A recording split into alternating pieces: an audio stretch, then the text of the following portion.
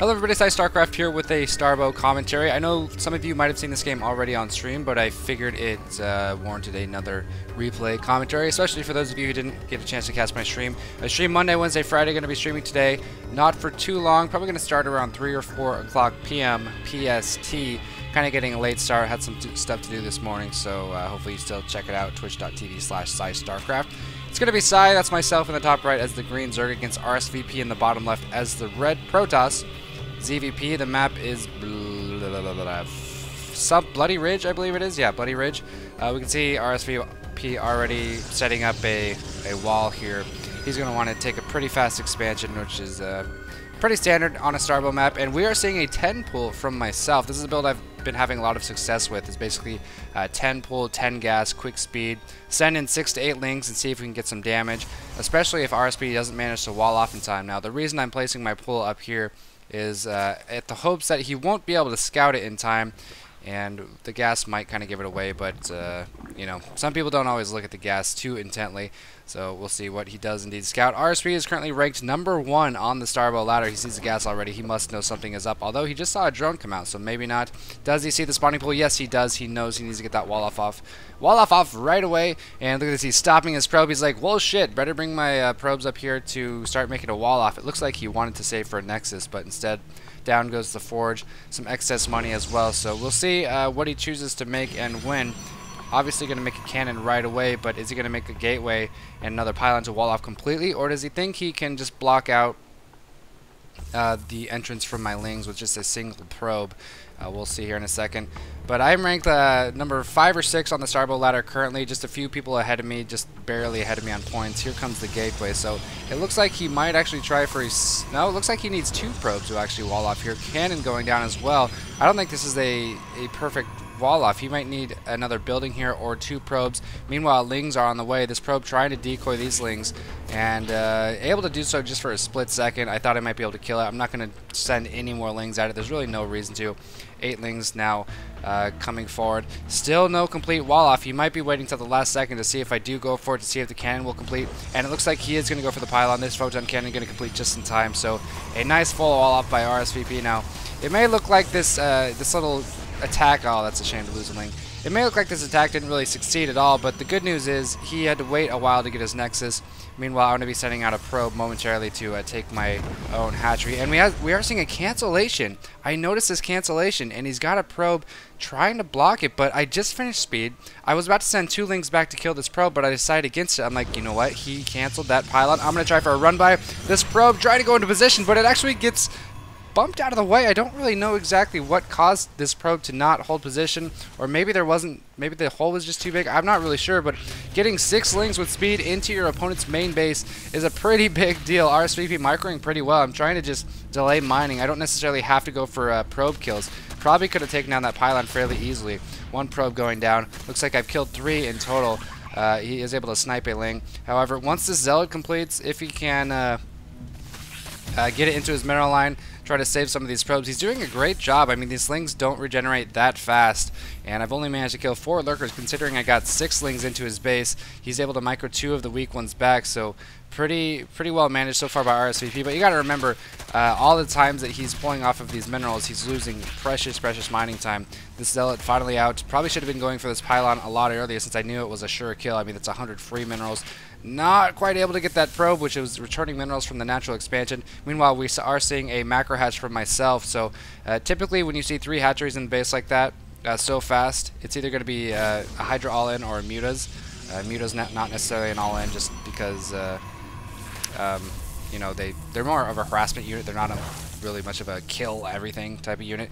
And we are seeing I lost all but 2 lings. I thought I could go behind the mineral patch here, but you actually couldn't, and so that's kind of a harsh way to learn that. The lair is on the way. I'm just continuing to drone up. If we look at the units, all I have left are these 2 drones. Harvester counts are identical, but hopefully with the addition of the macro hatch, I'll be able to catch up here. So these lings, well, probably won't be able to kill any more probes. Actually, oh, close. Well, they probably won't be able to kill any more probes. They are just providing so much distraction, so much scouting information. rsvp can't really extend his tech from this cybernetic score because they'll just easily be scouted. And if he does choose to do so, obviously these lings will most likely see it. So he might just be waiting for these Zerglings to die before he places anything. Looks like he is getting a gas in another pylon, but no official tech path being reached right now. If we look at the harvester counts, I'm still kind of behind, but that's really the way Zerg works against Protoss until they get their macro hatch up. Here comes the Stargate. We are seeing the Stargate positioned in his natural. That way my Lings can't see it. I kind of suspect he might have some kind of tech in the natural. My Lings do scout it, but my Overlord, little does he know, can already see it. So I was planning on going Mutas. Mutas are still viable against Corsair play. We can see the Spire coming down. But when you know the enemy has Corsairs, it's not a bad idea to throw in a couple of Scourge. Just because 2 Scourge can kill a Corsair. They're slightly faster than a Corsair, I believe. And, you know, if he's only using 1 Stargate, that'll be just fine.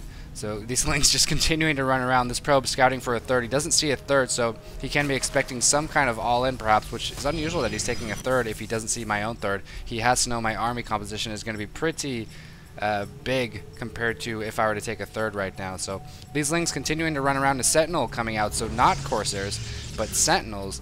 And he hasn't scouted any of my lair or anything like that, so I guess a Sentinel wouldn't do a whole lot against Mutas.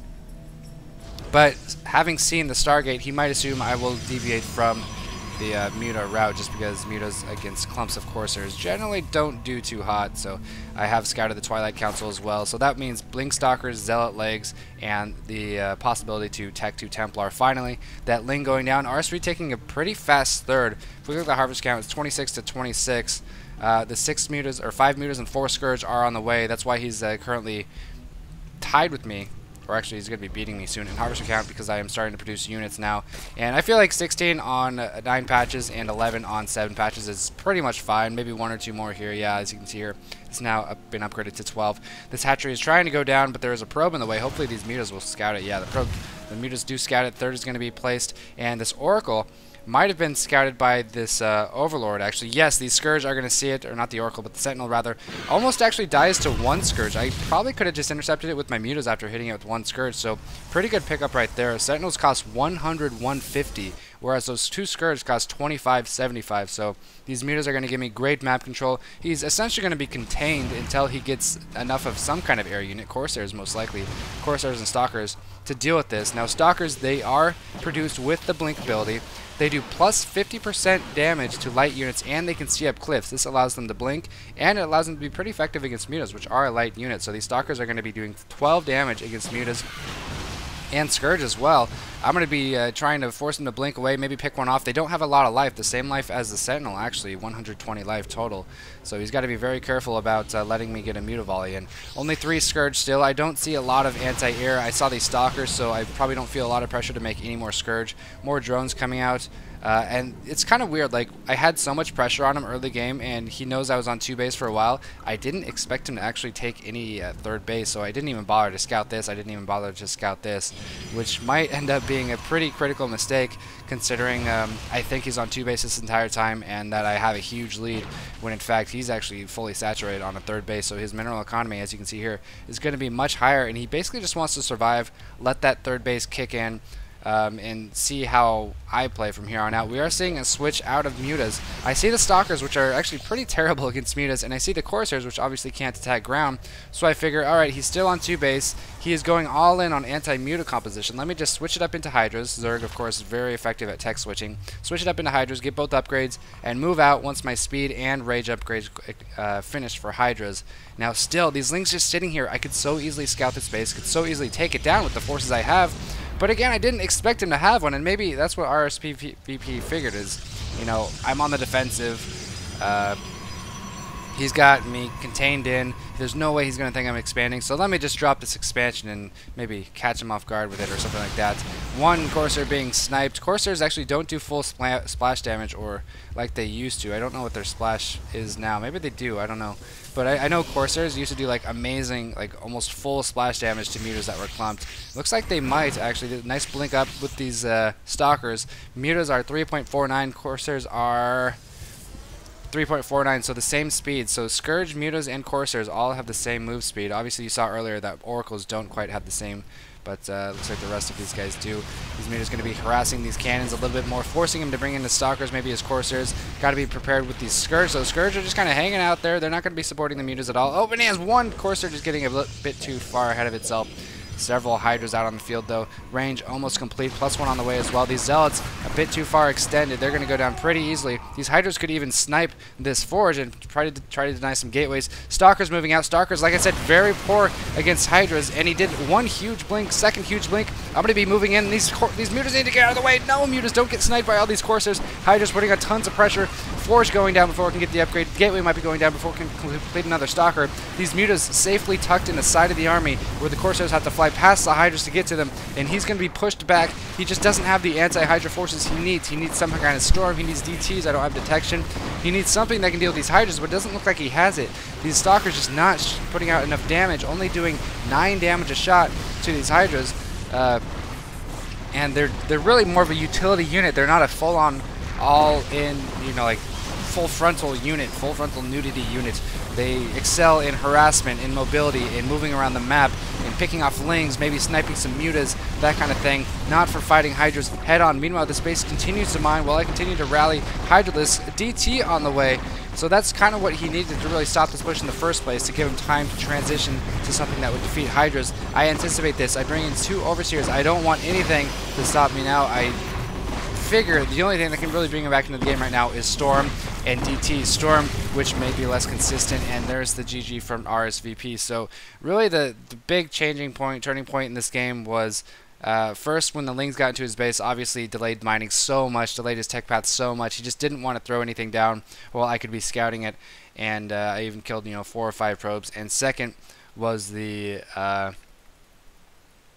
Hydra switch. He just wasn't prepared for the Hydra switch. These gateways were much too slow. His economy was so high, he should have prepared these gateways much sooner. Maybe get some kind of scout. He didn't scout with the Corsairs at all. That's probably something that would have been pretty helpful, is just to send one Corsair in, even if he didn't kind of need it at the time for defense. So that was a game against rsvp. Hope you guys enjoyed that, and more to come, as well as a stream later, like I said. So stay tuned, and thanks for watching.